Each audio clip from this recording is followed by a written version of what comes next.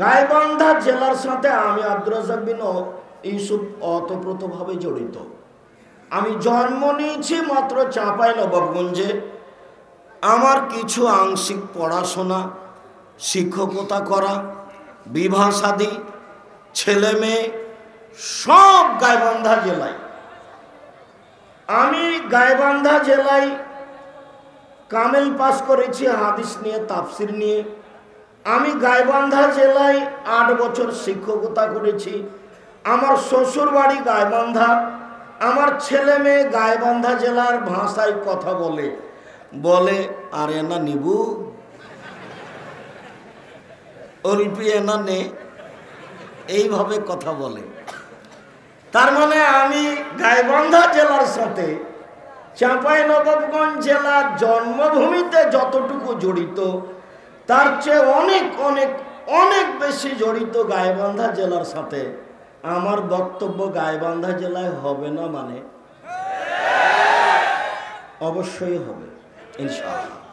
এবার বলি যে সাদুল্লাহপুরে যারা বক্তব্য বন্ধ করেছেন, যারা এসব জায়গায় বক্তব্য বন্ধ করার চেষ্টা করেছেন, তাকে, তার বংশকে, তার জাতিকে চ্যালেঞ্জ করলাম আমি আব্দুর রাজ্জাক বিন ইউসুফ। আমি যেভাবে বক্তব্য দিই, ও নিজে তার বংশেকেও তার জাতিতেকেও বিগত 50 বছরে যদি কেউ এভাবে বক্তব্য দিয়ে থাকে, আমি আব্দুর রাজ্জাক বিন ইউসুফ এখন সালাম দিয়ে উঠে যাব।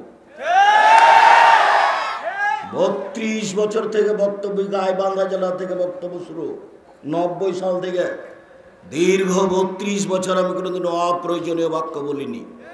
অপ্রয়োজনীয় বাক্য দীর্ঘ 32 বছর আমি কোনোদিন কেসা কাহিনী বলিনি। দীর্ঘ 32 বছর আমি কোনোদিন মাঝহাব বিরোধী কথা বলিনি। দীর্ঘ 32 বছর আমি কোনোদিন সরকার বিরোধী কথা বলিনি। দীর্ঘ 32 বছর আমি কোনোদিন মানুষের কাছে পথ খরচ পাথেও চাইনি। দীর্ঘ 32 বছর আমি কোনোদিন আমার পরিচয় দিইনি। কেউ যদি চাপ দিয়ে পরিচয় জিজ্ঞাসা করেছে, তখন আমি বলেছে যে বিজ্ঞাপন পোস্টারে কি লিখব, তখন আমি বলেছি আমার নাম আব্দুর রাজ্জাক আর আমার বাপের নাম ইউসুফ। বাপ বেটা মিলে আব্দুর রাজ্জাক বিন ইউসুফ।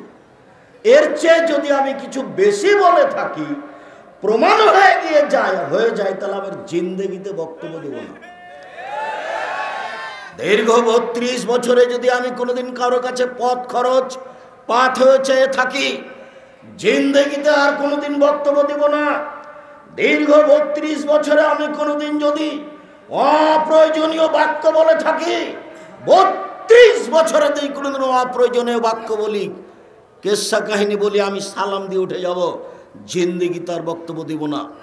যিনি বক্তব্য বন্ধ করছেন, তাকে, তার বংশকে, তার জাতিকে চ্যালেঞ্জ করলাম।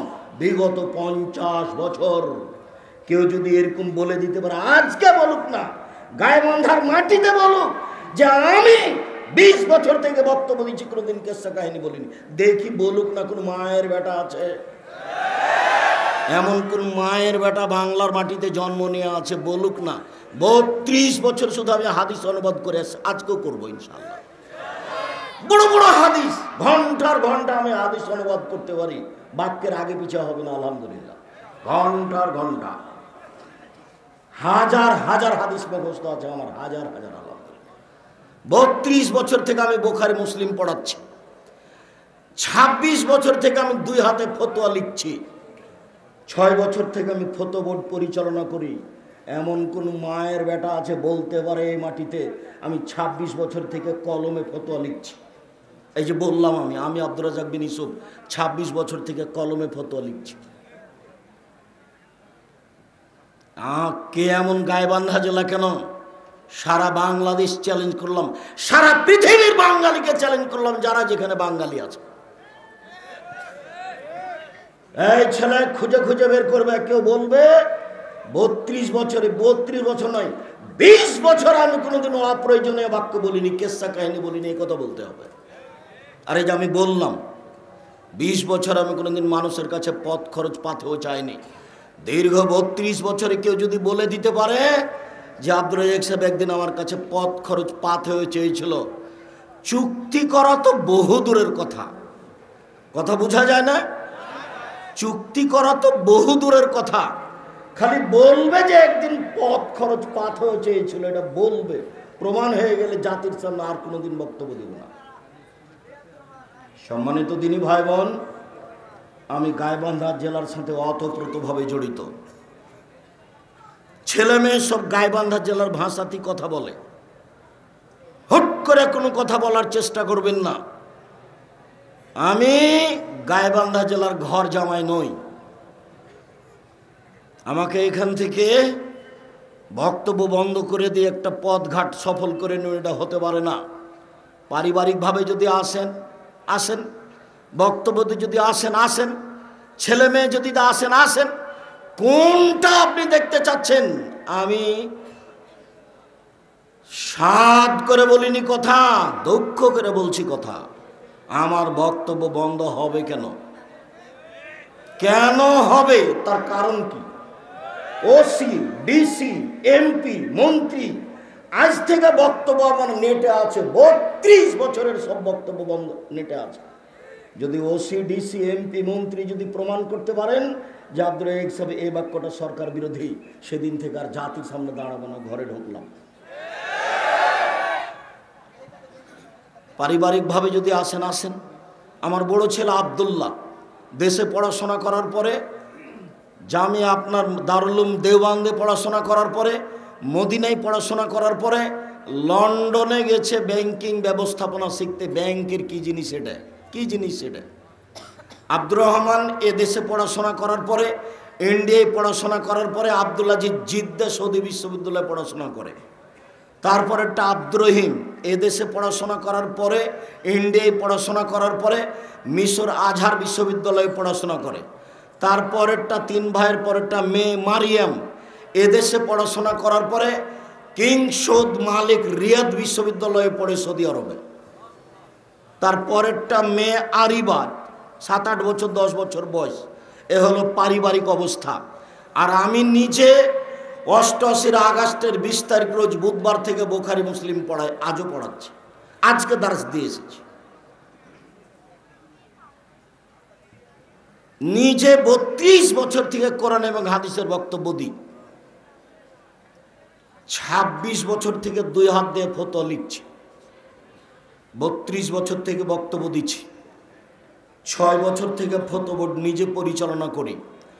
এ দেশের সবচেয়ে বড় বড় প্রতিষ্ঠান পরিচালনা করি, যেটা জামিয়া সালাফিয়া রূপগঞ্জ নারায়ণগঞ্জ ঢাকা, সেটা 51 বিঘা জমির উপরে অবস্থান করে।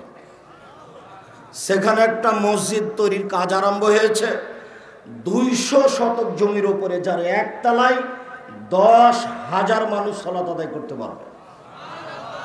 রূপগঞ্জ নারায়ণগঞ্জ ঢাকার অবস্থায় রাজশাহী 26 বিঘা জমির উপরে অবস্থান করে সে প্রতিষ্ঠান। ওখানে একটা মসজিদ আছে 90% জমির উপরে, যার 4 তলার কাজ চলছে। একতলায় 3,000 মানুষ একসাথে সালাত আদায় করতে পারে। যেটা জামিয়া সালাফিয়া দিনাজপুর, সেটা 20 বিঘা জমির উপরে চলমান চলছে। বাকি কাজগুলি হবে বলে আমরা আশা করছি। আমি জাতির যদি রাস্তাঘাট করে দিতে না পারি, জাতির যদি স্কুল কলেজ করে দিতে না পারি, জাতিকে চূড়ান্ত সঠিক ধর্ম দিতে পারবো ইনশাআল্লাহ। ধর্মের ব্যাপারে জাতিকে ফাঁকি দিয়ে আমি পরকাল হারাতে না রাজি নই। আমি আব্দুর রাজ্জাক বিন ইউসুফ। শুনুন, জাতির যদি রাস্তাঘাট করে দিতে না পারি, জাতির যদি স্কুল কলেজ করে দিতে না পারি, জাতিকে চূড়ান্ত সঠিক ধর্ম দিতে পারবো ইনশাআল্লাহ। ধর্মের ব্যাপারে জাতিকে ফাঁকি দিয়ে পরকাল হারাতে রাজি নই। 32 বছরে কোনোদিন অপ্রয়োজনীয় বাক্য বলিনি। নোট করে নেন, নেটে আছে, মিডিয়াতে আছে। বলছি দিন রাত, আগামীকালকে বলবো ইনশাআল্লাহ, তারপরের দিনও বলবো, তারপরের দিনও বলবো, সব সময় বলছি, সব সময়। জুমার খুতবা তো বলছি। আপনার সাহস থাকলে আপনি গ্রহণ করেন। দেশের ওসি, ডিসি, এমপি, মন্ত্রী, ওসি যারা যেখানে আছেন, আব্দুর রাজ্জাক সাহেবের চ্যালেঞ্জ দেখে ছেড়ে দেবো, আপনি নেন না। খালি মহান আল্লাহ বলেন, ইন্না জাহান্নামা কানাত মিরসাদা। পৃথিবীর মানুষ, জাহান্নাম মানুষকে ধরার জন্য ওঁত পেতে বসে আছে, অবাক। ওঁত পেতে বসে থাকে শত্রু। আল্লাহ বলছেন জাহান্নাম মানুষকে ধরার জন্য ওঁত পেতে বসে আছে। পরিচয়ে বলেন লিত্তগীনা মাআবা, জাহান্নাম হচ্ছে স্বৈরাচারী, স্বেচ্ছাচারী, অহংকারী, বদমেজাজি, ডাকাবাজ, ধোঁকাবাজ, জুয়াচ্চোর, জমি দখলকারী, জোর করে মানুষকে জেল হাজতে দেওয়া ব্যক্তি, এদের থাকার জায়গা। জুয়াচ্চোর, দাগাবাজ, ধোঁকাবাজ, জুলুমবাজের থাকার জায়গা হচ্ছে জাহান্নাম। লাবিসিনা ফিহা আহকাবা লা ইয়াযকুনা ফিহা বারদান ওয়ালা শারাবা, সেখানে কোনোদিন শীতল ঠান্ডা কোনো পানি তারা ভোগ করতে পারবে না, তারা এইসব জিনিস খেতেও পান করতে পারবে না। এই ছেলেরা, তোমরা এখানে দাঁড়িয়ে মানুষকে কষ্ট দিও না, তাড়াতাড়ি কাজ করে বসে পড়ো। মানুষ কষ্ট পাবে এরকম কোনো কাজ করো না, পরে অপমান বোধ করবে, সেটা আমি চাই না। আমাদের ছেলেরা যারা আছো, পরিবেশ কন্ট্রোলের জন্য আমি চেষ্টা চালাচ্ছি, তোমরা একটু যারা বাহিরে গল্প করছে তাদের সহযোগিতা করো। দিনী ভাই বোন, আপনাকে আমি মানুষ মনে করি, পশু প্রাণী মনে করি না। আপনি দয়া করে কোনো কথায় লিপ্ত হবেন না, কোনো কাজে ব্যস্ত হবেন না। আপনি আমাকে দেখতে পান আর না পান, আপনি আমার অনুরোধ রক্ষা করেন, আপনাকে আমি অনেক ভালোবাসি। আপনি কথাকে মূল্যায়ন করেন, আপনার কিছু না কিছু উপকার করবো ইনশাআল্লাহ। আর আপনি মনে করেন না যে আব্দুর রাজ্জাক বিন ইউসুফ এসেছেন, ইউসুফ জুলাইখার কাহিনী বলবেন, আমরা বাদাম খাবার বক্তব্য শুনবো, এরকম নোংরা আচরণ দেখাবেন না। আমার জীবনে আমি কোনোদিন কেসা কাহিনী বলিনি, আজ বলবো মানে জীবনে কোনোদিন বলিনি। মহান আল্লাহ বলেন ফাআম্মা মান খাফফাত মাযিনু, বিচারের মাঠে যার নেকি ও পাপ ওজন হবে, নেকির পাল্লা হালকা হবে, তার থাকার জায়গা হবে অতীব গভীর গহ্বর হাবিয়া। অমাদ্রাকা মাহিয়া, মুহাম্মদ সাল্লাল্লাহু আলাইহি ওয়াসাল্লাম আপনি কি বলতে পারেন হাবিয়া নামক জাহান্নামের পরিচয়? আপনার কি জানা আছে হাবিয়া নামক জাহান্নামটি কি? আমি বলি নারুন হামিয়া, জাহান্নাম হচ্ছে জ্বলন্ত উত্তপ্ত আগুনের নাম। জাহান্নাম বলতে জ্বলন্ত উত্তপ্ত আগুনকে বুঝায়, এই কথা আল্লাহ বলেন জাহান্নামের পরিচয়ে। মহান আল্লাহ বলেন কাল্লা লা ইউমবাদান্না ফিল হুতামা, অবশ্যই অবশ্যই তাকে চূর্ণ বিচূর্ণকারী হোতামা নামক জাহান্নামে নিক্ষেপ করা হবে। ওমা আদরাকা মাল হোতামা, মুহাম্মদ সাল্লাল্লাহু আলাইহি সাল্লাম আপনি কি বলতে পারেন হোতামা নামক জাহান্নামটি কি? আপনার কি তার পরিচয় জানা আছে? আমি বলি নারুল্লাহিল মুকাদা, তা হচ্ছে জ্বলন্ত উত্তপ্ত আগুন। আগে যা বলা হলো এখনো তাই, তা হচ্ছে জ্বলন্ত উত্তপ্ত আগুন। জাহান্নাম বলতে এক টুকরা আগুনকে বোঝানো হয়। মহান আল্লাহ বলেন উজুহুন ইয়াওমাইদিন খাশিয়া, সেই দিন বিচারের মাঠে কতগুলি মানুষ হবে ভীত সন্ত্রস্ত, খুব ভয়ে থাকবে। আমিলাতুন নাসিবা, খুব ক্লান্ত পরিশ্রান্ত হবে। তাসলা নারান হামিয়া, তারা জ্বলন্ত উত্তপ্ত আগুনের ভিতরে প্রবেশ করবে। এ দেখেন, আগুন বলতে জাহান্নাম বলতে জ্বলন্ত উত্তপ্ত আগুন। তাসলা নারান হামিয়া তুসকা মিন আইনিন আনিয়া, তাদেরকে যেটা পান করতে দেওয়া হবে সেটাও হবে জ্বলন্ত উত্তপ্ত ফুটন্ত পানি।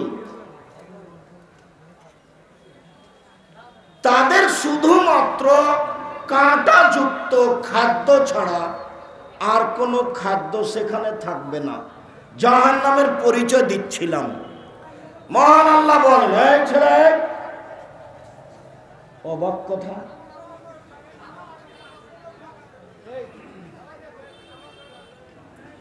এই ছেলে বসো, সামনে এসে বসো। মানুষ অসুবিধা বোধ করছে, আর দাঁড়িয়ে কি দেখাতে চাচ্ছ? আমি ভোট চাইতে এসেছি? আমি কি নির্বাচন করতে এসেছি?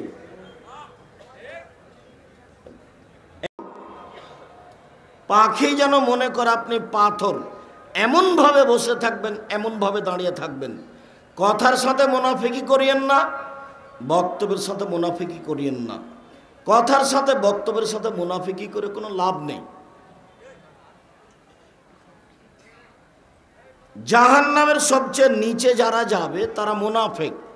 হিন্দু জাহান্নামে যাবে, ওদের পাপ নেকি ওজন হবে না। কেন? নেকি নাই তো ওজন হবে কি? ইহুদি খ্রিস্টানদের ও পাপ নেকি ওজন হবে না। কেন? ওদের নেকি নাই তো ওজন হবে কি? আল্লাহ বলছেন, কিয়ামতের মাঠে তাদের কপাল এবং পা ধরে জাহান্নামে নিক্ষেপ করা হবে, তাদের কোনো ওজন নেই। কথাটি গাইবান্ধা জেলার সাথে খুব মিল খায়। সেটা কিভাবে? সেই দিন দেখলাম, কয়েক বছর হয়েও গেল, জমি চাষ করতে গেছে কৃষক মানুষ, ছোট বাচ্চা মাঠে গেছে। এখন ওরা বাহক ঘাড়ে করে মাঠে জিনিস নিয়ে যায়, আবার নিয়ে আসে। তো এখন বাচ্চাকে উঠিয়ে দিয়েছে ওই একটা বাঁকের একদিকে, তো আর একদিকে মাটি দিয়েছে, অন্যথায় কাঁধে নিবে কি করে? বুঝা গেল না কথা? এখন তো বাড়ি ফিরে আসছে জমি চাষ করে, তো এখন বাচ্চাটাকে কোলে নিয়ে আসবে। তো এই যে ওটা বাং বলছেন নাকি, হ্যাঁ বাংটা, ওটা এখন যদি কাঁধে নেয় তো বাচ্চাটা কেমনে নেই? তো এখন এক কাজ করেছে, বাচ্চাটাকে ওই বাঙের এক পাল্লাতে দিয়েছে, আর এক পাল্লায় কি দিয়েছে বলেন তো? মাটি দিয়েছে। তাহলে ওজন করতে কিছু লাগে। এই জায়গাতে চট করে গাইবান্ধা জেলার এই গতি মনে পড়ে। চাঁপাইনবাবগঞ্জে মানুষ জিনিস এতে বহন করে না, মাথায় বহন করে। তফাৎ দেখালাম। তো এখন একদিকে দিয়েছে বাচ্চার, একদিকে দিয়েছে মাটি। তো তাহলে কিছু না কিছু লাগবে, নইলে ঘাড়ে নেওয়া যাবে না। এখন যে ওজন হবে পাপ নেকি, তো নেকি নাই, তাহলে ওজন কি হবে? নেকি নেই যার, তারা হলো অমুসলিম। ভারত, বাংলাদেশ, পাকিস্তানে হিন্দু। নেকি নেই যার, তারা হলো ইহুদি খ্রিস্টান। সারা পৃথিবী জড়িয়ে আছে। এদের কোনো নেকি নাই, কাজের এদের কোনো ওজনও নাই। এদের ফলাফল মরার সাথে সাথে জাহান্নাম। মরার পরে বুঝতে পারবে কালেমা কাকে বলে আর ইসলাম কাকে বলে। ওয়ান্নাল্লাহু যিকরা, সেদিন বুঝে কোনো লাভ হবে না। লাভ হওয়ার সময় আগে পার হয়ে গেছে। কেউ যদি কালেমা না পড়ে মারা যায়, পৃথিবীর কোনো মানুষ উপকার করতে পারবে না। 1 মিনিট দেখবেন, এ দেখেন, 1 মিনিট দেখেন। এই ছেলে, এদিকে খেয়াল করো, দেখাচ্ছি তোমাকে। আবু তালেব মুহাম্মদ সাল্লাল্লাহু আলাইহি সাল্লামের চাচা, একেবারে জানের জান, প্রাণের প্রাণ। এটা হলো ভাতিজা। জীবন বাজি রেখে ভাতিজাকে রক্ষা করতে হবে। ইনি হলেন চাচা, জীবন বাজি রেখে চাচাকে রক্ষা করতে হবে। চাচা, একটু লা ইলাহা ইল্লাল্লাহ বলেন। বিচারের মাঠে কিভাবে জান্নাতে নিয়ে যাওয়া লাগবে সেটা আমি দেখে নিব। তর্ক আমি করব, ঝগড়া আমি করব। আপনি একটু খালি মুখে বলেন লা ইলাহা ইল্লাল্লাহ। আবু জাহাল এরা পাশে বসেছিল। ছি ছি ছি ছি ছি, মরার কালে ধর্ম ত্যাগ করবেন? আজীবন আপনার নামে একটা বদনাম থেকে যাবে। আবু তালেব এত বড় মানুষ হওয়ার পরেও বিধর্মী হয়ে মারা গেল। তো এইটা আপনি করবেন? ভাতিজা বলেন, না বেটা, মরার সময় তো তোমার ধর্ম গ্রহণ করলাম না। মারা গেল। আলী বলছেন, আল্লাহ রাসূল বলো আপনার চাচা মারা গেছেন। যাও, মারা গেছে তাতে কি হবে? মাঠে নিয়ে গিয়ে গর্ত খুঁড়ে মাটিতে পুঁতে দাও। তিনি তাকে দেখতে গেলেন না। হাদিস বুখারী মুসলিম। নিয়ে যাও, মাঠে নিয়ে যাও, গর্ত খুঁড়ে ওকে মাটিতে পুঁতে দাও। হিন্দুকে শ্মশান ঘাটে ফেলতে হবে না, তাকেও মাটিতে পুঁতে দিতে হবে। হাদিস বুখারী মুসলিম। তার মানে কি বলতে চাইলাম, লা ইলাহা ইল্লাল্লাহ না বললে কোনো কিছু করার পথ নেই। ঠিক এই জিনিস দেখেন তো, ওই একটু নাগালের বাইরে একটা জিনিস আছে, ইঁদরাই বা বাইরে বা উপর থেকে আপনি নামাবেন, একটু লাভ দিয়ে ধরলেন, আরেকটু না, হচ্ছে না। তার মানে নাগালের বাইরে। মুহাম্মদ সাল্লাল্লাহু আলাইহি ওয়াসাল্লাম তার চাচাকে কোথায় পাইলেন? নাগালের বাইরে, কোনো পথ করতে পারলেন না। আরেক মিনিট, আমি ভুল বলিনি, তোমার হুজুর মিথ্যা কথা বলেছেন, আমি সত্য বলেছি, এদিকে খেয়াল করো। আবু হুরায়রা রাদিয়াল্লাহু তাআলা আনহু বলেন, যারা রাসূলুল্লাহ সাল্লাল্লাহু আলাইহি সাল্লাম উমরা কাবরা উম্মিহি, আল্লাহর নবী তার মায়ের কবর জিয়ারত করতে গেলেন। ফাবাকা, কবরের পাশে গিয়ে খুব কাঁদলেন। ও আবদামান হাবলাহু, আশেপাশে যারা ছিল তারাও খুব কাঁদলো। তারপর আল্লাহ রাসূল নিজে বলছেন, পৃথিবীর মানুষ শুনে রেখো, ইন্নী ইস্তাযানতু রাব্বি আন আস্তাগফিরা লিউম্মি, আমি আমার প্রতিপালকের কাছে অনুমতি চাইলাম, আল্লাহ আমার মায়ের ক্ষমার জন্য একটু অনুমতি দেন না, আমাকে একটু অনুমতি দেন, আমার মায়ের ব্যাপারে আপনাকে বলি, মাফ করে দেন, এই কথাটা বলি, একটু মাফ করে দেন আমার মাকে, এই কথাটা বলি, এইটা বলার অনুমতি দেন। ফালাম ইউদান লি, আমাকে অনুমতি দেওয়া হলো না। ক্ষমা হবে কিনা পরে, ক্ষমা চাওয়ার অনুমতি চেয়েছিলেন পৃথিবীর সবচেয়ে দামি মানুষ। এত বড় দামি মানুষ আল্লাহ পৃথিবীতে কাউকে সৃষ্টি করেননি। বিচারের মাঠে যা বলবেন তাই হবে। জান্নাতের গেটে বড় অক্ষরে লেখা আছে, যিনি সর্বপ্রথমে জান্নাতে প্রবেশ করবেন তিনি হলেন মুহাম্মদ সাল্লাল্লাহু আলাইহি সাল্লাম। খালি একটু বললেন যে আমার মায়ের ক্ষমার ব্যাপারে একটু অনুমতি দেন না, ক্ষমা চাওয়ার অনুমতি, ক্ষমা করেন এই কথা নয়। না, আমি মনে হয় বুঝাতে পারি না। ক্ষমা চাওয়ার অনুমতি, ক্ষমা হবে কিনা সেটা পরের কথা। ক্ষমা চাওয়ার অনুমতি চাইলেন, ফালাম ইউদান লি, আমাকে অনুমতি দেওয়া হলো না। তাহলে মুহাম্মদ সাল্লাল্লাহু আলাইহি সাল্লাম তার মার ক্ষমা চাওয়ার অনুমতি পাননি, আর তুমি চট করে বলে দিলে যে মুহাম্মদ সাল্লাল্লাহু আলাইহি সাল্লামের বাপ মা জান্নাতে যাবে। জান্নাতে যাবে কোন পথ দিয়ে গো? লা ইলাহা তো নাই। চাচা তো তার চেয়ে অনেক দামি, অনেক উপকারী। সব সময় আপনাকে আমি কি দিয়ে বুঝাই, চাচা সব সময় ভাতিজাকে এভাবে করে রেখেছেন ঢেকে, সূর্যর ছাটা লাগে না যেন, মানুষ কিছু বলতে পারে না যেন, কেউ যেন গালি না দেয়, কেউ যেন না মারে। এটা কে করেছেন বলেন তো? আবু তালেব চাচা জাতির সবার কাছ থেকে ঢেকে রাখার চেষ্টা করেছেন। শেষ পর্যন্ত ভাতিজা চাচাকে রক্ষা করতে পারলেন না। যখন মারা গেলেন তখন ভাই যাও মাঠে নিয়ে যাও, গর্ত করে মাটিতে পুঁতে দাও। দেখতেও যাননি, দেখতেও জানি। ইনি মুহাম্মদ সাল্লাল্লাহু আলাইহি সাল্লাম। নকল করছি তা তার চাচার কথা। হাদিস বুখারী মুসলিম। হাদিস বুখারী মুসলিম মানে আম গাছে জাম ধরতে পারে ধরে না, অমাবস্যা রাতে চাঁদ উঠতে পারে উঠে না, শোয়ের ছিদ্র দিয়ে লাঙ্গলের ফা ঢুকতে পারে ঢোকে না, শোয়ের ছিদ্র দিয়ে লাঙ্গলের ফা ঢুকে যেতে পারে, আম গাছে জাম ধরে যেতে পারে, অমাবস্যা রাতে চাঁদ উঠে যেতে পারে, এগুলো ঘটে যেতে পারে। আমি যা বললাম এতে সন্দেহ আছে বলে কিয়ামত পর্যন্ত চেষ্টা করলে সরিষা ঢোকানো যাবে না। তার নাম বুখারী মুসলিম। শুনুন, মায়ের ক্ষমা চাওয়ার অনুমতি পাননি, ক্ষমা হওয়া না হওয়া পরে। হাদিস মুসলিম। চাচাকে মাটিতে পুঁতে দিতে বললেন, দেখতে যাননি। হাদিস বুখারী মুসলিম। মনে রাখবেন। কোথা থেকে কথা আসলো? বক্তব্যের সাথে মুনাফিকি করবেন না, অনুরোধের সাথে মুনাফিকি করবেন না। আমাকে দেখতে পান আর না পান, আমিও খুব ব্যস্ত, অনেক পথ যাব ইনশাআল্লাহ। আপনাকে আমি দীর্ঘ সময় কষ্ট দিব না। অল্প সময়ের মধ্যে আপনি কোনো জায়গাতে গল্পে লিপ্ত হয়েন না। এই মেয়ে কথা বলছো কেন? তুমি মেয়ে মানুষ, কথা বলো কেন? শরম পাও না তুমি? আপনি একজন মহিলা মানুষ এখানে এসে গল্প করছেন কেন? আপনার লজ্জা হয় না কেন? বক্তব্য শুনতে এসেছেন, এটা কি বাড়ি? এটি কি আপনার স্বামীর বাড়ি? আপনার লজ্জা হয় না কেন? আপনার শরম হয় না কেন? আপনার হায়া হয় না কেন? আপনি একটা দিনই বৈঠকে এসে কেমনে আপনি গল্প করেন? আমি বুঝি আপনার স্বামী কাপুরুষ, আপনার স্বামী একটা ঘৃণিত পুরুষ।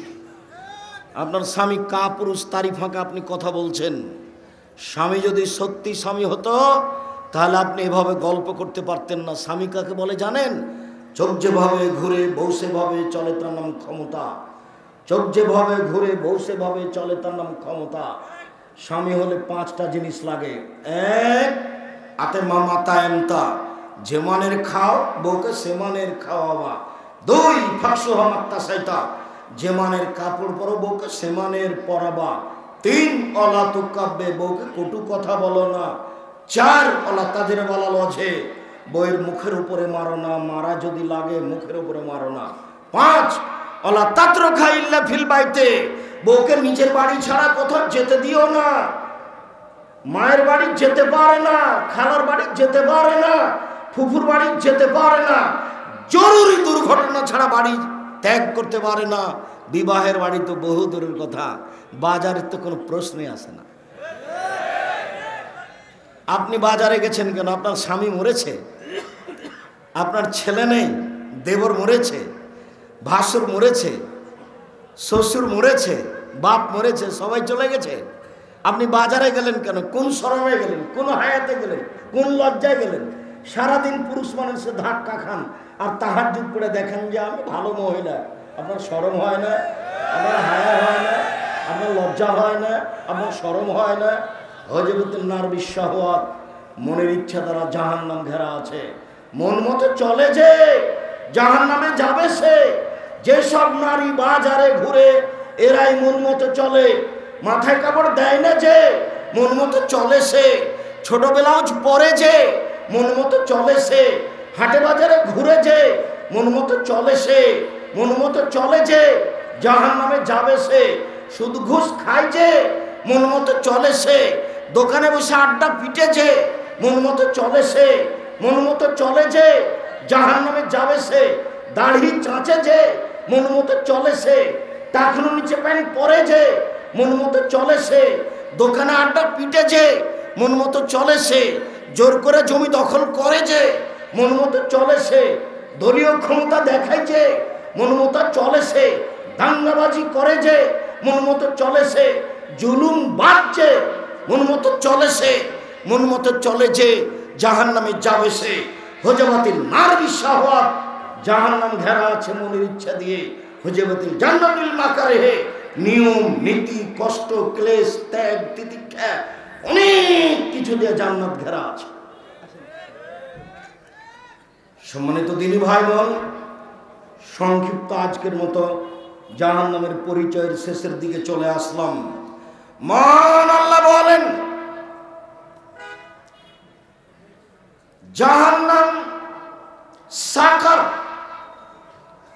সাকার এমন একটি জাহান্নাম, লা তুবকি ওয়ালা তাদার, যেখানে মানুষকে ছাড়বেও না, যেখানে মানুষকে মারবেও না।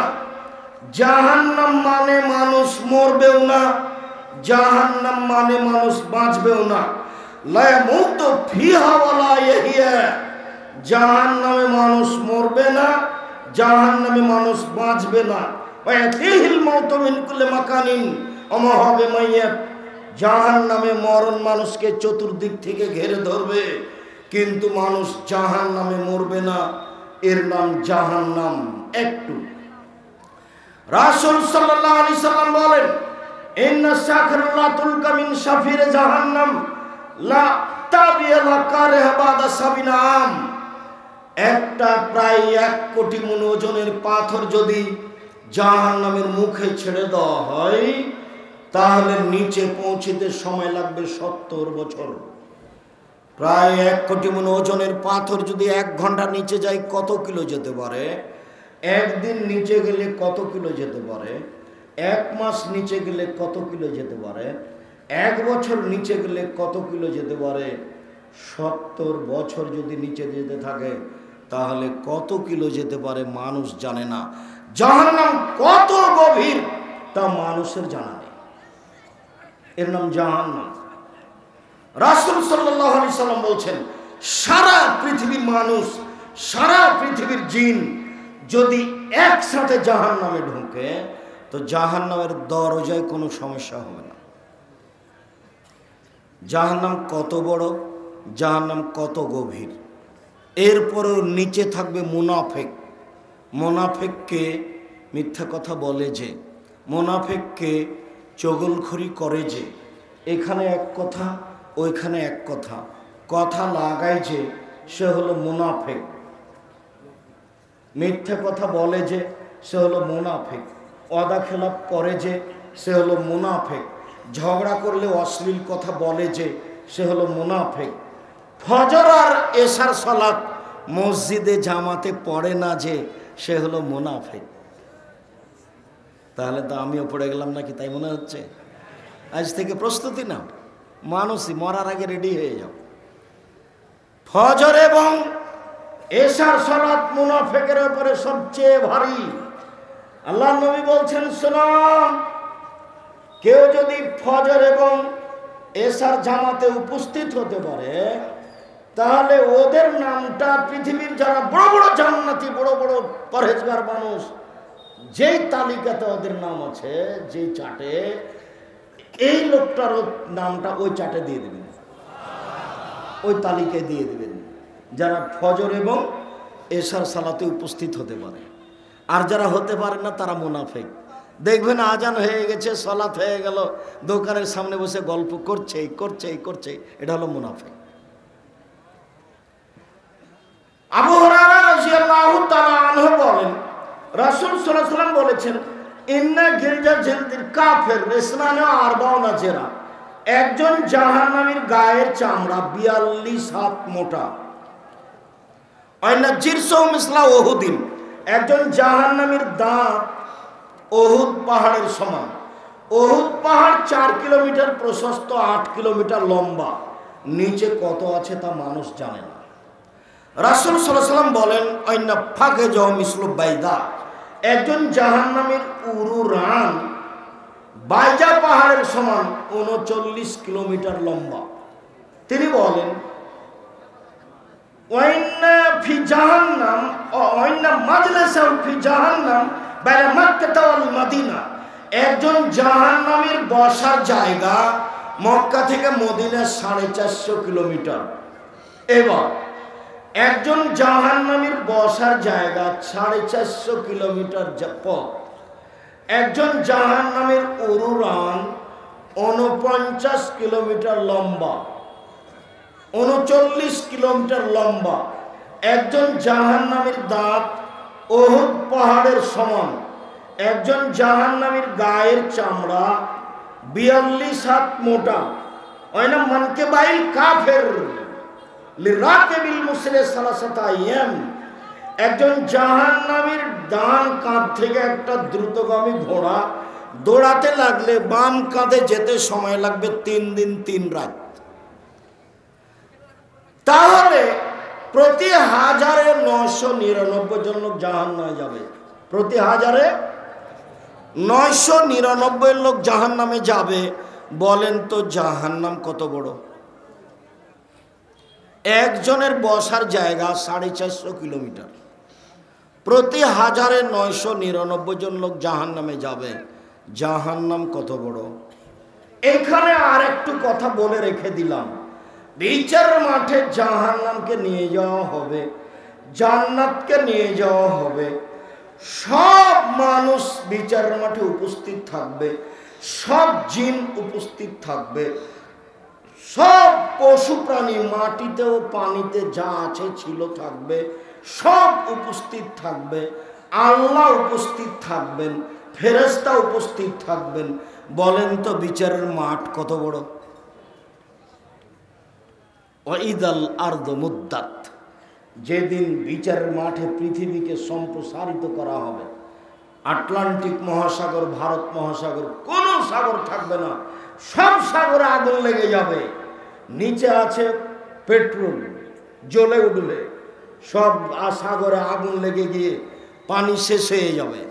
আগুন লেগে যাবে, এ কথা আল্লাহ বলছেন। সাগরে আগুন লেগে পানি শেষ হয়ে যাবে, পাহাড়গুলো উড়ে উপরে চলে যাবে, তারপরে মাটি হয়ে যাবে সমতল, রং হবে সাদা। মাটি হবে সমতল, রং হবে সাদা। আর মানুষ বিচারের মাঠে উপস্থিত থাকবে, জুতা পরনে থাকবে না, পরনে কাপড় থাকবে না, খাতনা দেওয়া থাকবে না, মুসলমানি করা থাকবে না, কোনো পুরুষের মুসলমানি দেওয়া থাকবে না, কোনো মহিলা পুরুষ কারো পরনে জুতা স্যান্ডেল থাকবে না, কারো পরনে কাপড় থাকবে না, সবাই থাকবে উলঙ্গ।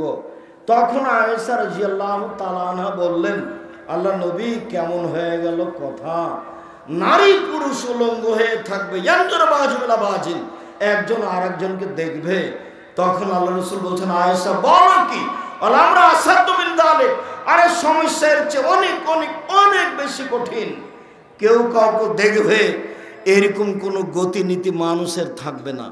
গাড়িতে এসেছে দ্রুতগামী গাড়ি, আপনি সাদুল্লাহপুরে দাঁড়িয়ে আছেন, গাইবান্ধাতে দাঁড়িয়ে আছেন, তাড়াহুড়া করে উঠবেন, তো পকেটে কত টাকা ছিল সেটাও খেয়াল নাই, সবটি ব্যাগ উঠাননি, দেখছেন যে একটা উঠেনি, তিনটে উঠেছে। তো একটা গাড়ি দ্রুতগামী এসেছে, তাই বুদ্ধি কমে গেল। কিয়ামতের মাঠ আপনাকে আমি বুঝাতে পারবো না কত জটিল। তবে আব্দুর রাজ্জাক বিন ইউসুফ কিয়ামত, এটা একটু টান দিয়ে দেখেন, বিস্তারিত বলা আছে, বোঝা যাবে কিয়ামত কাকে বলে। মুহাম্মদ সাল্লাল্লাহু আলাইহি ওয়াসাল্লাম বলছেন, লা আদরি মা ইউফালু বি, আমি মুহাম্মদ সাল্লাল্লাহু আলাইহি ওয়াসাল্লাম বলছি, আমার সাথে কি আচরণ করা হবে তা আমি বলতে পারছি না, আমার যে কি হয় তা আমি নিজেই বুঝি না। ইব্রাহিম আলাইহিস সালাম বলবেন, আমার যে কি হয় তা আমি নিজেই বুঝি না। আমার প্রতিপালক রাগ করেছেন এমন পূর্বে কোনোদিন করেননি, ভবিষ্যতেও কোনো করবেন না। এর নাম কিয়ামতের মাঠ। বলছিলাম সম্মানিত দিনী ভাই বোন, আপনাকে আমি শোনালাম একটু জাহান্নামের পরিচয়, একটু শোনালাম জাহান্নামীদের পরিচয়। এবার একটু বলি, জাহান্নামের অধিকাংশ মানুষই হচ্ছে নারী। আমার দিকে একটু খেয়াল করেন। আবু সাঈদ খুদরি রাদিয়াল্লাহু তাআলা আনহু বলেন, খারাজা রাসূলুল্লাহ সাল্লাল্লাহু আলাইহি সাল্লাম ইয়ামা ফিতরিনা ওয়া আযহা ইলাল মুসাল্লা। আল্লাহর নবী একদা ঈদুল আযহা অথবা ঈদুল ফিতরে ঈদের মাঠে গেলেন। ঈদের মাঠে গিয়ে ঈদের সালাত আদায় করলেন। তারপর মহিলাদের দিকে গেলেন। মহিলাদের দিকে গিয়ে বলছেন, শোনো, ইয়া মাশারান নিসা তাসাদ্দাকনা ফাইন উরিতুকুন্না আকসারা আহলিন নারে। মহিলারা শোনো, আমি তোমাদেরকে অধিকাংশ জাহান্নামে দেখছি, তোমরা দান করো। জাহান্নাম বলতে নারী আর নারী, জাহান্নাম বলতে নারী আর নারী। জাহান্নামের অধিকাংশ মানুষই হচ্ছে নারী। আল্লাহর নবী কথাটি বলেছিলেন মদিনায়, বলার সাথে সাথে মদিনার মহিলারা রি রি করে উঠল, বলল, বেমা ইয়া রাসূলুল্লাহ, আল্লাহর নবী কেন মহিলারা বেশি বেশি জাহান্নামে যাবে কেন? তখন আল্লাহ রাসূল তিনটা কারণ বললেন।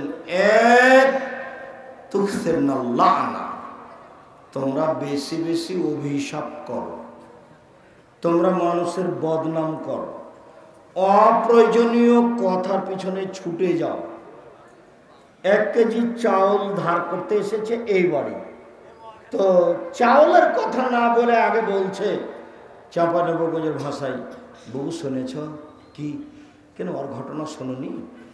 যে এগুলো বলে, তো ও তখন ওও বাঙালি বলছে, কি কি বলো তো কি, বস আগে বলো তো কি, আচ্ছা একটু পরে বলছে, আগে বলো তো কি ঘটনা। দেখেন দুইজনই কেমন, দুইজনই মানুষের বদনাম নিয়ে কেমন লেগে আছে।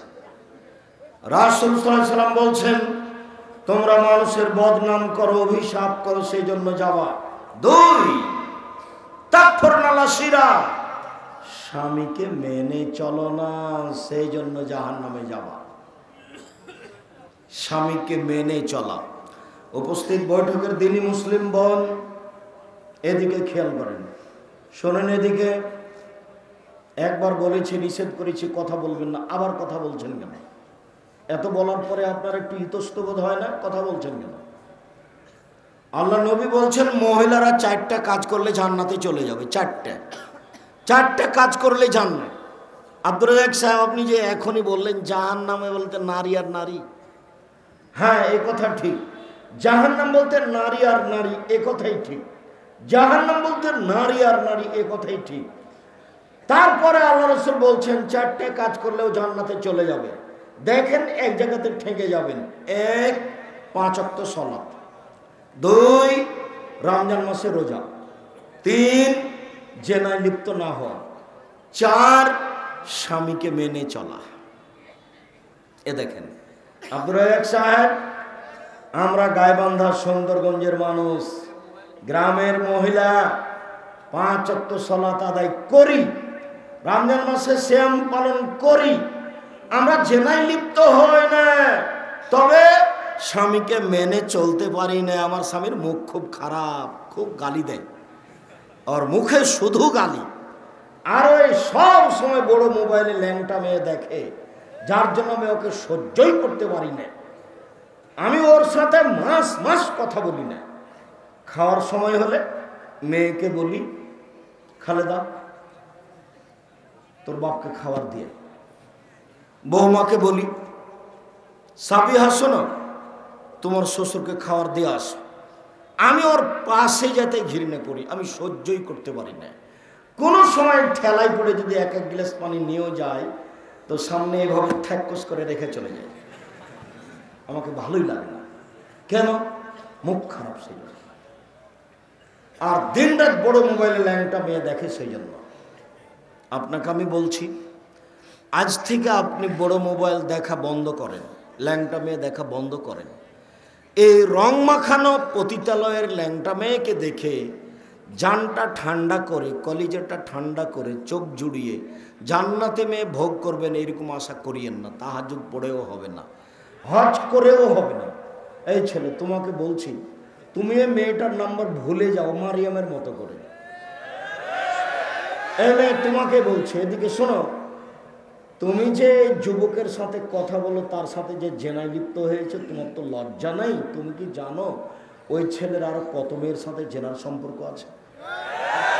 আর এই বোকা ছেলে, তোমারও মাথাতে গোবর আছে। তুমি যে ওর সাথে জেনায় লিপ্ত হয়েছ, ইহকালও হারিয়েছ, পরকালও হারিয়েছ। তুমি কি জানো ওই মেয়ের সাথে আরো কত মানুষের সম্পর্ক আছে? তুমি মনে রেখো, তোমার সাথে যে ভেসে গেছে, ও 60,000 যুবকের সাথে ভেসে আছে। ও হলো বদ মেয়ে, ও হলো শয়তান, ও হলো জেনাবাজ।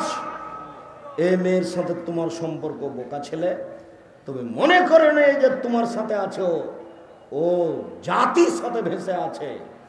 ও নদীর পানহা, ও বদ, ও শয়তান, শয়তানের চেয়ে খারাপ।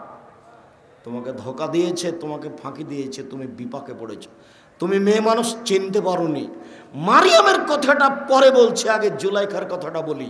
এদিকে দেখো, এই ছেলে, তোমাকে বলছে, এদিকে খেয়াল করো। তোমাকে বলছি, জীবনে কোনোদিন আজকের পরে আর কোনোদিন কোনো মেয়ের সাথে কথা বলবো না, মারিয়ামের মতো করে বলবো না। ওইটা পরে বলছি, আগে তোমাকে জুলাইখাকে দেখাই। 1 মিনিট দেখো এদিকে।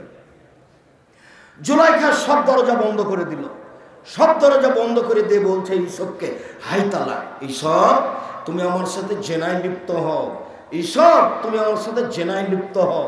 তখন ইসব বলছেন, মাআযাল্লাহ, আমি আল্লাহর কাছে আশ্রয় চাই। ছি ছি ছি ছি ছি ছি, নাউযুবিল্লাহি মিন যালিক। বলো কি তুমি? আমি আল্লাহর কাছে আশ্রয় চাই। আল্লাহ তুমি আমাকে রক্ষা করো, আল্লাহ তুমি আমাকে বাঁচাও। এই কথা বলে ইউসুফ আলাইহিস সালাম দিলেন দৌড়। তিনি দরজা খুলে বের হয়েছেন তা প্রমাণ হয় না, দরজা এমনি খুলে গেছে এটাই বোঝা যায়। তিনি বের হয়েছেন আগে আগে, পিছনে বের হয়েছে জুলাইখা, সামনে ছিল জুলাইখার স্বামী। এক জায়গায় 3 জন, জুলাইখার স্বামী, ইউসুফ আলাইহিস সালাম, এক জায়গায় 3 জন। পরিস্থিতি খুব বেকায়দা। চট করে জুলাইখা বাক্য উল্টিয়ে দিয়ে বলছে, এই যে দেখেন, এই ছেলেকে আপনি বাড়িতে রেখেছেন, এ কত খারাপ, এ আপনার স্ত্রীর সাথে জেনা করতে চায়। আপনি কি বলছেন? একে শাস্তি দিতে হবে। আরে আপনি কি শাস্তি দিবেন? আমি জুলাইখা ঘোষণা দিলাম, ইউসুফকে যথাযথ পিটন দিতে হবে, নইলে জেলখানায় বন্দি করতে হবে।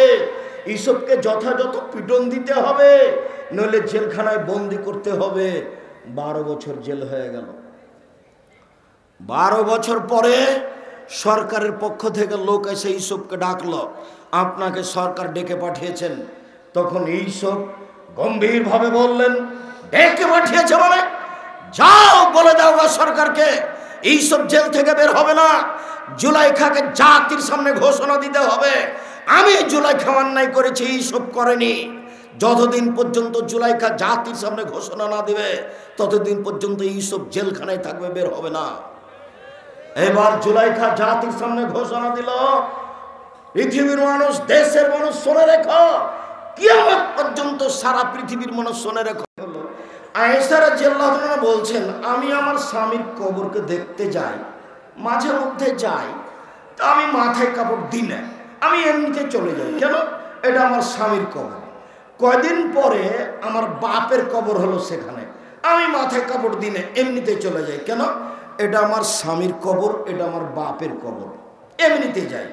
কয়দিন পরে সেখানে কবর হলো উমারের, তখন আমি কবরকে লজ্জা করি, না না না না না না, এখানে খালি গায়ে যাওয়া হবে না, মাথায় কাপড় না দিয়ে যাওয়া হবে না, এখানে একটা বেগানা মানুষের কবর আছে। আয়েশা রাদিয়াল্লাহু তাআলা আনহা একজন বেগানা মানুষের উমারের কবরকে লজ্জা করেন, মাথায় কাপড় দিয়ে যান, আর তুমি এখানে ছোটবেলা পরে বসে আছো, তুমি শয়তান না তো অন্য কে?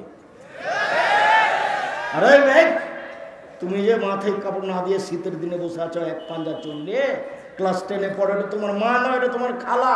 ওই যে সেদিন বলে গেছে, এটা তোমার মা নয়, এটা তোমার খালা, মানে এটা সৎ মা। এটা অসম্ভব হতে পারে না, এটা তোমার মা নয়, এটা তোমার খালা, নাহলে এটা সৎ মা। মা কাকে বলে? এই ছেলে, মা কাকে বলে? যার 4টে জিনিস আছে সে হলো মা। এক, যে মেয়েকে শিষ্টাচার শিখাতে পারে। 2, যে মেয়েকে বিদ্যা শিখাতে পারে। 3, যে মেয়েকে সাজগোজ করে পরিপাটি করে রাখতে পারে। 4, যে মেয়েকে পাহারা দিতে পারে। তোমার বোন, তোমার কথাই বলছি, তোমার বোন ক্লাস 10-এ পড়ে, এখন তোমার মার পাশে দাঁড়িয়ে আছে, তোমার মা নাকি পাহারাদার। ও কি পাহারা দেয়? তোমার মা কি পাহারা দেয়? তোমার মতে নির্বাচনে ভোটে দাঁড়িয়েছে, সবাইকে ডাকে, আসেন ভাই আসেন, চা খেয়ে যান, তোমার মা এখন ফ্রি হয়ে গেছে। এই তো তোমাদের জীবন। জীবন হচ্ছে গরু ছাগলের মতো, পশু প্রাণীর মতো। বুঝে না ওরা, অন্তর আছে বুঝে না, দেখেও দেখে না ওরা, চক্ষু আছে দেখে না, শোনেও শোনে না ওরা, কান আছে শোনে না। উলাইকা কালানাম, তারা পশু প্রাণীর মতো, তারা গরু ছাগলের মতো, তারা কুকুর শ্রীর মতো, ভালো মজার বরং তার চেয়ে খারাপ। বিশেষ করে রংপুর অন্তর্গত গাইবান্ধা জেলার লোক 2 জায়গাতে ভুল করে আছে। এই ছেলে, 1 মিনিট থামো, তোমার বাপকে আমি যদি কুকুর শ্রীলের চেয়ে খারাপ প্রমাণ করতে না পারি, বক্তব্য দেব না। 1 মিনিট শোনো। তোমার দাদা মারা গেছে 10 বছর হলো, 15 শতক জমি রেখে, তোমার বাপ নিবে 10 শতক আর তোমার ফুফু নিবে 5 শতক। বলো তো, তোমার বাপ সকালে নিবে আবার তোমার ফুফু বিকেলে নিবে না একসাথে? একসাথে। তো 10 বছর হলো তোমার দাদা মারা, এখনো তোমার বাপ তোমার ফুফুকে জমি দেয়নি। তোমার বাপ কুকুর সিরিয়ালের চেয়ে খারাপ। দেখি কোন মায়ের বেটা ফতোকে এভাবে উল্টে ধরতে পারে। এই যে বললাম। আর তুমি যৌতুক নিয়েছো, ভিক্ষা করা টাকা দিয়ে চাউল কিনে ভাত খেয়ে ইবাদত কবুল হবে। ভিক্ষা করা টাকা দিয়ে চাউল কিনে ভাত খেয়ে ইবাদত কবুল হবে। ভিক্ষা করা টাকা দিয়ে চাউল কিনে ভাত খেয়ে ইবাদত কবুল হবে। যৌতুকের টাকা দিয়ে চাউল কিনে ভাত খেয়ে ইবাদত কবুল হবে না। যৌতুকের টাকা দিয়ে চাউল কিনে ভাত খেয়ে ইবাদত কবুল হবে না। যে ফতোয়া দিলাম, এইভাবে উল্টে ধরার কিয়ামত পর্যন্ত কোনো মায়ের বেটার ক্ষমতা নেই। সময় দিলাম কিয়ামত পর্যন্ত। শোনো, বাপ বেটা ভিক্ষা করে খাবো। ট্রেন স্টেশন কত দূরে এখান থেকে? 10 কিলো। 10 কিলো চলে যাবো, বাপ বেটা ভিক্ষে চাইবে। গ্রামে যদি কেউ না দেয়, ভিক্ষে চাইবে কেন? ট্রেন স্টেশনে গিয়ে মানুষের ব্যাগ বক্তা ধরে গাড়িতে তুলে দেবো, মানুষের টাকা দিবে। আর যা কিছু টাকা পয়সা ফার্নিচার নিয়েছ, সন্ধ্যা হতে হতে ফেরত দিবা। কাপুরুষের পরিচয় দিয়ে জীবিকা নির্বাহ করো না। যৌতুক তোমার জন্য হারাম, তোমার বাপের জন্য হারাম। দেখো দেখো তোমার বাপের দিকে দেখো, তোমার বাপের মুখখান কালো হয়ে গেছে। দেখো তো বাপ বেটা, দেখো তো, ভিক্ষে করে খাও। বাপ বেটা ভিক্ষা করে খাও, বাপ বেটা ভিক্ষা করে খাও। আরে ভিক্ষা করে খাবো কেন আব্দুর রাজ্জাক সাহেব? কাজ করে খেতে পারি। আমিও তাই বলছি, কাজ করে খাও। আমি তো বলেছি চকলেটের ব্যবস্থা করো, কর্জ নেওয়া লাগবে না, ঋণ নেওয়া লাগবে না। কলার ব্যবস্থা করো, ঋণ নেওয়া লাগবে না। কাপড়ের ব্যবস্থা করো, লোন নেওয়া লাগবে না। আমি তো ব্যবসা করে খেতে বলছি। আমি শেষে বলেছি কাজ করে খেতে হবে। সারাদিন কাজ করলে 500 টাকা পাওয়া যাবে। মাস শেষে শ্বশুরকে একটা লুঙ্গি দেবো, বছর শেষে আব্বা এই যে আপনার জন্য একটা ভালো লুঙ্গি কিনেছিলেন, গায়েবান্ধারগুলো কিনবা না, এই ছোট সাইজের লুঙ্গি জোলাদের এগুলো নিবা না, ভালো দেখে নিবা, কুষ্টেরগুলো না, আমানত শাহ লুঙ্গি নিবা, শ্বশুরকে একটা ভালো লুঙ্গি দিবা। আগামীকাল সন্ধ্যা হতে হতে সব কিছু ফেরত দিতে হবে। ফেরত না নিলে জ্বালিয়ে দিতে হবে, তো ওটা এখানে রাখা যাবে না। কেন? এটা না যায়, এটা হারাম। আর জীবনে কোনোদিন যেটা বলছিলাম, সম্মানিত দিনী ভাই বোন, আপনাকে আমি দেখাচ্ছিলাম উপস্থিত বৈঠকের দিনী মুসলিম বোন, আপনাকে 1 মিনিট আয়েশা দেখালাম, আর একটু আয়েশার জন্য এদিকে দেখেন, এদিকে আয়েশা রাদিয়াল্লাহু তাআলা আনহা বলেন, আল্লাহর নবী আমার পাশে শুয়ে গেলেন জুতা স্যান্ডেল রেখে।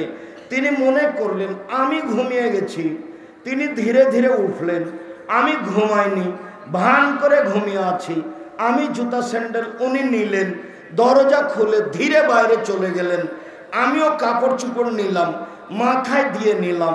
রাত তখন গভীর 2টা-3টা হতে পারে। দেখলাম ওই যে কবরস্থানে চলে গেলেন, 50 হাত দূরে হবে, ওখানে গিয়ে তিনি হাত তুলে দোয়া করছেন। আমিও সেদিকে আগিয়ে গেলাম, ওই যে 1বার 2বার 3বার তিনি হাত তুলে দোয়া করছেন। উপস্থিত বৈঠকের মুসলিম বোন, আপনাকে শোনাই, এই যে 50 হাত মাটি তিনি ঘর থেকে বের হয়ে গেছেন। কোন মানুষ রাত 2টা-3টায় মাথায় কাপড় দিয়ে যাচ্ছেন? ইনি হলেন আয়েশা। আমি আপনাকে শয়তান বলিনি, আপনাকে আমি আয়েশার মতো মনে করছি। এদিকে দেখেন, সাফওয়ান ইবনে মুআত্তাল বলছেন যে আমরা তো এক যুদ্ধে গেছিলাম, আমাকে শেষে যেতে হবে বলা হয়েছে। তো আয়েশা বলছেন আমি টয়লেটে গেছিলাম, ঘুরে এসে দেখছি গলায় হার নাই। কি রে, হারটা আমার হারালো কোথায়? আমি তাড়াহুড়া করে যেখানে পায়খানা করেছিলাম সেখানে গেলাম। সেখানে খুঁজতে খুঁজতে দেরি হলো, এসে দেখছি কোনো মানুষ নাই, সবাই চলে গেছে। আমি যে হাওদা পালকির মধ্যে থাকি, আমি তো হালকা পাতলা মেয়ে, আমার বয়স কম। ওরা আমার হাওদাটা উঠিয়ে উল্টে তুলে দিয়েছে। ওরা বুঝতে পারেনি আমি আছি কিনা, ওরা তো চলে গেছে। আমি এখন ভাবলাম কি করি, আমি এখানে থেকে যাই। ওরা যখন আমাকে পাবে না তখন খুঁজে আসবে। এবার সকাল হয়ে এসেছে, দূর থেকে সাফওয়ান মুআত্তাল বলছেন ইন্না লিল্লাহি ওয়া ইন্না ইলাইহি রাজিউন। শব্দ পাওয়ার সাথে সাথে মুখটা ছিল আমি বন্ধ করে দিলাম। এই মেয়ে শোনো, আমি শব্দটা পাওয়ার সাথে সাথে কি করলাম? মুখটা ঢেকে দিলাম। বোঝা যায় না মনে হয়। এক, বেগানা পুরুষের স্বামীকে লজ্জা, বেগানা পুরুষের কবরকে লজ্জা করেন, বোঝা যায় না মনে হয় কথা। 2, রাত 2টা-3টায় 50 হাত বাইরে যাচ্ছেন, ঘর থেকে বের হয়ে মাথায় কাপড় দিয়ে যাচ্ছেন। 3, মুখটা খোলা ছিল, শব্দ পাওয়ার সাথে সাথে মুখ ঢেকে দিলেন। ইনি আয়েশা। আপনাকে আমি আয়েশার মতো মনে করি, আপনাকে আমি গালি দিব কেন? আপনার পাশে যে কোনো মহিলা বসে আছে, ছোটবেলা উপরে পেট দেখাচ্ছে, এ হলো শয়তান। আর পাশে একটা মেয়ে ক্লাস 10-এ পড়ে, মাথায় কাপড় না দিয়ে দাঁড়িয়ে আছে, ওর মা নাই, ওর বাপও নাই। দেখি কোন ছেলে তার বাপ প্রমাণ করতে পারে। এই ছেলে, তোমাকেও সময় দিলাম, তুমি তোমার বাপকে প্রমাণ করবে, কেমনে করো। আর তোমার মাকে তুমি প্রমাণ করবে, কেমনে করো। আমি বলছি এটা তোমার মা না, এটা তোমার খালা। আমি বলছি এটা তোমার মা না, এটা তোমার সৎ মা। সব করাতে পারলে মা হওয়া যায় না, দুধ খাওয়াতে পারলে মা হওয়া যায় না। নীতির নাম মা। যে নীতি পালন করতে পারে সে হলো মা। যে বেটিকে কন্ট্রোল করতে পারে সে হলো মা। যে নিজেকে হেফাজত করতে পারে সে হলো মা। সম্মানিত দিনী ভাই বোন, এই ছেলে, এবার তোমাকে 1 মিনিট মারিয়ামকে দেখায়। এদিকে দেখো, জিন্দিগিতে আর কোনোদিন তোমার মোবাইলের জন্য আর কোনো মেয়ের নাম্বার না থাকে। মারিয়ামকে এসে জিবরাইল বলছেন আপনার একটা সন্তান হবে। তখন জিবরাইল বলছেন বলেন কি? মারিয়াম বলছেন বলেন কি? আরে আমার বিবাহ হয়নি, আমি ব্যভিচারিণী নই, আমার সন্তান হবে কি করে? আমার বিবাহ হয়নি, আমি ব্যভিচারিণী নই, আমার সন্তান হবে কি করে? এরপরেও কয়দিন পরে সন্তান হয়েই গেল। যখন সন্তান হয়ে গেল তখন মারিয়াম বলছে, ওরে আমার আফসোস, ওরে আমার দুঃখ, ওরে আমার আফসোস, ওরে আমার দুঃখ, আমি বাচ্চাকে জাতির সামনে কেমনে পেশ করব? সবাই বলবে ছি ছি ছি ছি ছি ছি, মারিয়াম বায়তুল মুকাদ্দাসে মসজিদে থাকে, ঝাড়ু দেওয়ার নাম দিয়ে জেনা করে জারজ সন্তান নিয়ে এসেছে, ছি ছি ছি ছি ছি ছি, কিন্তু নাসিয়া মানসিয়া। আমি এমন ভাবে হারিয়ে যেতাম পৃথিবীতে, কেউ না জানতো মারিয়াম কেটা। আমি জাতির অন্তর থেকে এমন ভাবে হারিয়ে যেতে চাই, কেউ না জানে মারিয়াম কেটা, আমি এভাবে হারিয়ে যাই। আমি কেমনে জবাব দিব? আমাকে যদি কেউ বলে সন্তান কোথায় পেয়েছো, ছি ছি ছি ছি ছি, আমি কেমনে জবাব দিব? সবাই বলবে মারিয়াম বায়তুল মুকাদ্দাসে মসজিদে থাকে, মসজিদের দিকে জেনা করে ঝাড়ু দেওয়ার নামে। ছি, কত খারাপ মেয়ে, আমি কেমনে জবাব দিব? ওরে আমার দুঃখ, ওরে আমার আফসোস, কিন্তু নাসিয়া মানসিয়া। আমি একবারে মানুষের অন্তর থেকে হারিয়ে যেতাম, কেউ না জানতো মারিয়াম কেটা। এই বোকা ছেলে, তুমি মেয়েটার নাম্বারটা এইভাবে হারিয়ে যাও, হারিয়ে দাও, জীবনে তার নাম্বারটা আর মনে করবা না। একবারে কান ধরে আস্তাগফিরুল্লাহ অত বেলাই হে বলবা। তারপরেও শোনো, যদি আজ থেকে মেয়েটার সাথে জেনার সম্পর্ক বন্ধ করতে পারো, পৃথিবীর যে কোনো বিপদ থেকে বেঁচে যাওয়া, যে কোনো বিপদ থেকে। এ দেখো এ দেখো এ দেখো প্রমাণ, বুখারী মুসলিমের হাদিস। এই যে তিনজন আটকা পড়েছিল, যে তিনজন দেখো দেখো হেঁটে যাচ্ছিল, বৃষ্টি আসলো, পাহাড়ের গর্তে ঢুকলো, একটা বড় পাথর মুখের উপরে এসে পড়লো। একজন বলল বাপ মাকে ভালোবাসি, পাথরটা সরিয়ে দাও। আল্লাহ বললেন কিছু দিলাম। একজন বলল একটা লোককে কাজের জন্য নিয়েছিলাম, অর্ধেক দিন কাজ করে চলে গেল, টাকা দিতে চাইল, নিল না। টাকাটা আমি গরু ছাগল কিনে বাড়াতে থাকলাম, অনেক হয়ে গেল। একদিন এসে বলছেন আমাকে অর্ধেক দিনের টাকা দেন। আমি বললাম গরু ছাগল নিয়ে যাও। বলছে মজাক করবেন না, অর্ধেক দিনের টাকা দেন। আমি বললাম মজাক করিনি, যাও সব নিয়ে যাও, তোমাকে সন্তুষ্ট করার জন্য করেছি, পাথরটা সরিয়ে দাও, কিছু দিলাম। একজন বলছে আল্লাহ নবী, আমার একটা চাচাতো বোন ছিল, খুবই সুন্দরী, তার সাথে জেনা করতে চেয়েছিলাম। ও বলেছিল যদি 100টা স্বর্ণ মুদ্রা দিতে পারো তাহলে আমি তোমার সাথে জেনায় লিপ্ত হব। হাড় ভাঙা পরিশ্রম করে 100টা স্বর্ণ মুদ্রা নিয়ে আসলাম, হাতে দিয়েছি, জেনা করতে বসলাম। তখন আমাকে বলছে আব্দুল্লাহ, এ আল্লাহর বান্দা, ইত্তাকিল্লাহ, আল্লাহকে ভয় কর রে, আমাকে অসতী প্রমাণ করিস না। ফাকুম তা আনহা, আমি তখন উঠে গেছি, আমি জেনা করিনি, তুমি পাথরটা সরিয়ে দাও। আল্লাহ বলছেন দিলাম। তুমি আজকে জেনা বন্ধ করো, মোবাইলে কথা বন্ধ করো, তুমি বিশ্বাস করো, হাদিস বুখারী মুসলিম, পৃথিবীর যে কোনো বিপদ থেকে বেঁচে যাবা। আরও তোমাকে একটা কথা বলি, বিচারের মাঠে আজ থেকে তুমি বন্ধ করো, বিচারের মাঠে বিশেষ ছায়াতলে থাকবা। বিশেষ ছায়াতলে 7 শ্রেণীর মানুষ থাকবে, তার 1 শ্রেণীর মানুষ, কোনো মহিলা যদি জেনার কথা বলে তখনও বলে আমি আল্লাহকে ভয় করি, আমি এতে রাজি নই। তুমি আজকে বন্ধ করো, আর কোনোদিন কথা বলে ফেললে বলিও আমি আল্লাহকে ভয় করি, আমি এতে রাজি নই, তুমি বিশেষ ছায়াতলে থাকবা। 3 অনাহা নাফসা আনিল হাওয়া ফাইনাল জান্নাতা হিয়াল মাওয়া। তুমি যদি এই জেনা বন্ধ করতে পারো তাহলে আল্লাহ তোমাকে বিচারের মাঠে জান্নাতুল মাওয়া দিবেন। কোরআন মাজিদের আয়াত। সম্মানিত দিনী ভাই বোন, আমি আলোচনা সংক্ষিপ্ত করে এদিকে যাই আরেকটু। জাহান্নামকে বিচারের মাঠে টেনে নিয়ে যাওয়া হবে রশি দিয়ে, 70,000 ফেরেশতা থাকবেন। জাহান্নামের খড়ি হবে মানুষ ও পাথর। আব্দুর রাজ্জাক সাহেব, মানুষ না হয় পাপ করেছে, পাথর কেন জাহান্নামে যাবে? যেগুলো ছবি মূর্তি দেখতে পাচ্ছেন দেশে। 1 মিনিট, এই ছেলে থামো, 1 মিনিট দেখো তো এদিকে। আল্লাহর নবী একদিন সকালে এইভাবে চিন্তায় বসে আছেন, খুব চিন্তিত হয়ে। তো তার একজন বুদ্ধিমতী স্ত্রী উম্মে সালমা, আপনি চিন্তিত কেন? উম্মে সালমা, জিবরাইল আমার সাথে ওয়াদা করেছিলেন রাতে আসবেন, আসেননি, কেন যে আসলেন না সেই জন্য আমি চিন্তা করছি, ব্যাপারটা কি, আসলেন না কেন? এই কথা বলে তিনি উঠলেন, উঠে চৌকির নিচে দেখছেন যে একটা কুকুরের বাচ্চা। তখন কুকুরের বাচ্চাটাকে ধরে তিনি বের করে দিলেন, দিয়ে একটু পানি ছিটিয়ে দিলেন। ছিটাতে না ছিটাতে জিবরাইল চলে এসেছে। তখন আল্লাহ রাসূল বলছেন, কি ব্যাপার জিবরাইল, আপনি যে ওয়াদা করেছিলেন গত রাতে আসবেন, আসেননি যে? তো জিবরাইল বলছেন, এসেছিলাম তো, আপনার ঘরে চৌকির নিচে কুকুরের বাচ্চা ছিল, সেই জন্য ঘুরে গেছি। যে ঘরে ছবি মূর্তি থাকে আর কুকুর থাকে সে ঘরে আমরা যাই না। যে ঘরে কুকুরের বাচ্চা থাকে আর ছবি মূর্তি থাকে সে ঘরে আমরা যাই না। তোমার মার চরিত্রের কথা বলি, তোমার মা কয়খান প্লেট কিনেছে তাতে আছে চিংড়ি মাছ। তোমার মা একটা আয়না কিনেছে সেটা হলো রুই মাছ। বুঝাতে পারিনি কথা? তোমার মা সাফ করে শোকে যে কাঁকড়া রেখেছে, যদি আজকে কাঁকড়া থেকে যাও আর ঘুমাও, যদি ওই চিংড়ি মাছ থেকে যায় প্লেট আর তুমি ঘুমাও, যদি ওই রুই মাছের আয়না যদি থেকে যায় তুমি ঘুমাও, তুমি মুনাফেক। তুমি আমার বক্তব্যের সাথে মুনাফিকি করেছ।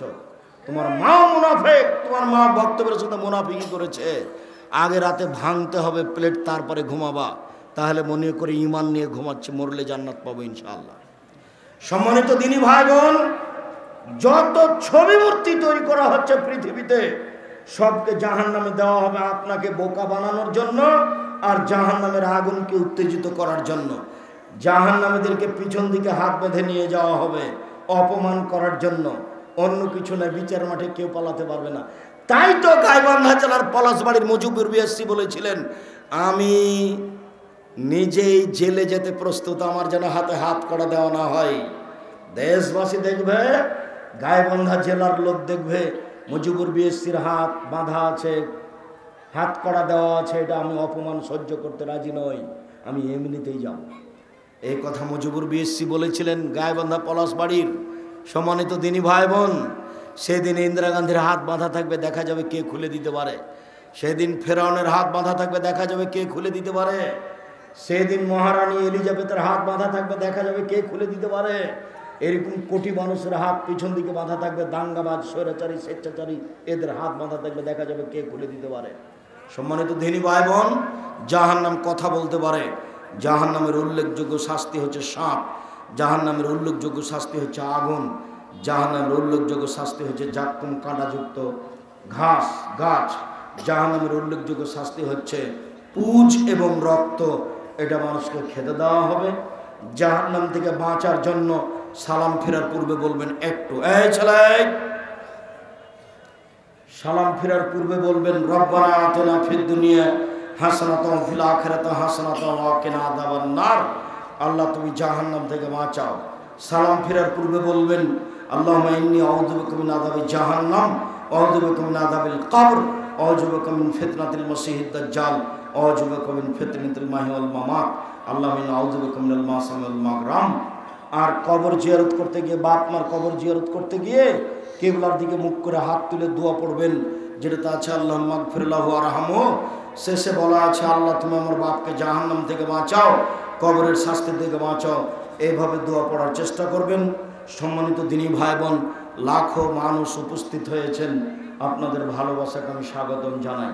অনেক পরে এসেছি আর যাওয়ার সময়টা বারবার আমাকে তাড়া করছে। আপনার বসে থাকাতে আমি খুবই খুশি।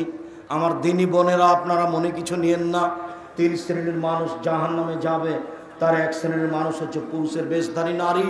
আপনি জাহান্নাম থেকে বাঁচার চেষ্টা করেন, 4টা জিনিস পালন করার চেষ্টা করেন, জান্নাত হবে ইনশাআল্লাহ। আর আপনাকে বলছি 5 ওয়াক্ত সালাত আদায় করবেন, হালাল রুজি খাবেন, দোকানপাটে আটটা দিবেন না, কোরআন মাজিদ তেলাওয়াত করবেন, জান্নাত হবে ইনশাআল্লাহ। এর পূর্বে 3রা ফেব্রুয়ারি আপনাদের রংপুর দিনাজপুর সম্মেলন, যেটা দিনাজপুর জামিয়া সালাফে 3রা ফেব্রুয়ারি, সেখানে যাবেন। মার্চের 3-4 আপনি যাবেন রূপগঞ্জ, নারায়ণগঞ্জ। আর বই পুস্তকগুলি দেখতে পাচ্ছেন, বিশেষভাবে মাসিক আল ইতেসাম পত্রিকা সবাই নিয়ে যাবেন। কেন? এই নির্যাতন কি তার প্রতিকার মহিলাদের জন্য, সাথে সাথে শিক্ষা বনাম জাহেলিয়াত মহিলাদের জন্য, আদর্শ নারী আদর্শ পরিবার মহিলাদের জন্য। সম্মানিত দিনী ভাই বোন, আমি সবাইকে এই বইগুলি নিয়ে যাওয়ার জন্য অনুরোধ জানাচ্ছি। একবারে গাড়ি ভর্তি বই নিয়ে আসা হয়েছে। সবাই বইগুলিকে মূল্যায়ন করবেন। আমার কথা যেমন, মিডিয়া তেমন, কলম তেমন। কলমে আমি সেইভাবেই কথা বলার চেষ্টা করেছি। কিছু প্রশ্নের উত্তর দেওয়া হবে, তবে আপনারা বই পুস্তকগুলো নিতে থাকেন আর তাড়াহুড়া করবেন না। আর পত্রিকাটা একদিকে করো তো, আমি আপনাদের কিছু প্রশ্নের উত্তর দিই। পানি খাওয়া আমার দিনী বোনেরা যারা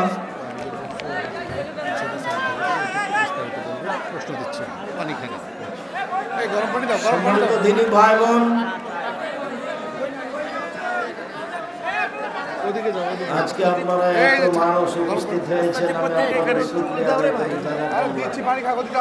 আমি আপনাদের প্রতি খুবই খুশি আছি। পত্রিকা হাতের বামে মাসিকা নিতেশাম পত্রিকা মানে আপনার জান প্রাণ। গরম পানি দেন। 50টা প্রশ্নের উত্তর আছে। ঠান্ডা পানি খাবে না তো? 30 টাকা মূল্য, 50টা প্রশ্নের উত্তর। গরম গরম চা আছে না? গরম পানি। পানি তো ঠান্ডা আছে, একটু পানি গরম করে নিয়ে এসো।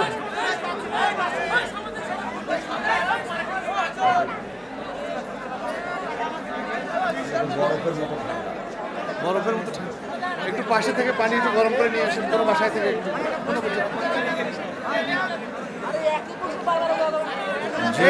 আপনাদের আমি প্রশ্নের উত্তর দিচ্ছি। আমার দিনী ভাই বোন সবাই একটু অপেক্ষা করেন। এই সাউন্ড দাও। ভলান্টিয়াররা কোথায়? মসজিদের ইমাম খতিব যদি তাবিজ লিখে তার পিছনে সালাত হবে কি? যারা তাবিজ লিখে ব্যবসা করে তারা মুশরিক, তাদের পিছনে সালাত আদায় করা যাবে না। আল্লাহ রাসূল বলছেন মান তাআল্লাকা তামিম ফাকাদ আশরাকা, কেউ যদি তাবিজ ঝোলায় তাহলে সে শিরক করলো। তাবিজ লিখা, তাবিজ ঝোলানো মহাপাপ, শিরক। যারা তাবিজ ঝোলায়, তাবিজ লিখে তাবিজ দেয়, তাদের পিছনে সালাত হবে না।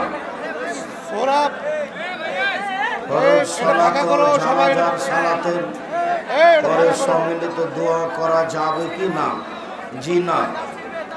হাত তুলে দোয়া করার 32টি সহিহ হাদিস আছে, 24টা স্থান আছে হাত তুলে দোয়া করার। হাত তুলে দোয়া করা ব্যক্তিগত ব্যাপার। নামাজের পরে, সভা সমিতির পরে, ঈদের মাঠে সবাই মিলে হাত তুলে দোয়া করা বিদআত। সম্মিলিত মোনাজাত বিদআত। মোনাজাত একাই করতে হবে ব্যক্তিগতভাবে, অনেক হাদিস আছে।